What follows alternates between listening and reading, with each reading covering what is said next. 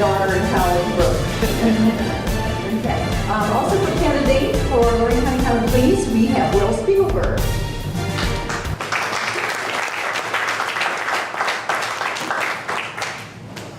Good morning, ladies and gentlemen. My name is Will Spiegelberg. I may be new to Lorain County, but I'm no stranger here. I've had the opportunity to referee many sports at every high school and college in Lorain County. Matter of fact, I was just thinking of a story here. I was at Amherst Steel 1 year old, 20 or 30 years.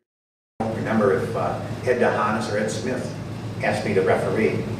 And I was refereeing the basketball game, and an individual said, "That's two bad calls today."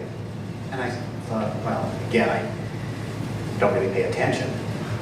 That call and the call that brought you here. And I thought that was pretty. So I went up to him after the game. I said, you know, that was one of the best comments I've heard, and I couldn't even come back to that. So in any event, I'm no stranger to Lorain County, and if you see me refereeing a game or two, try not to hold those calls against me. I've been going door to door throughout this county, and I've talked to a lot of people. And a lot of people have shared some experiences with that, and it's kind of interesting to see that. As far as being a judge, I think there's a couple things that I want to share. Number one, being fiscally responsible. And many times, I don't know, judges bring themselves maybe above what everybody is, and I think that's a very, very unfortunate situation. The judges have to work with the county commissioners to make sure that the budget is done fairly and correctly, and not just make a budget and insist that that be it. I think that's very difficult. Second, I think a judge has to work hard and not rely on magistrates or other individuals. You've got to work hard. You've got to make the decisions. You can't just let a magistrate or other administrative person, acting judge, visiting judges. In Lorain County, we've had a lot of folks who serve as acting judges, visiting judges, and that can be a very big strain on the taxpayer. And as I've gone to many, many doors, I found three things for the individual courtroom that could really make an impact.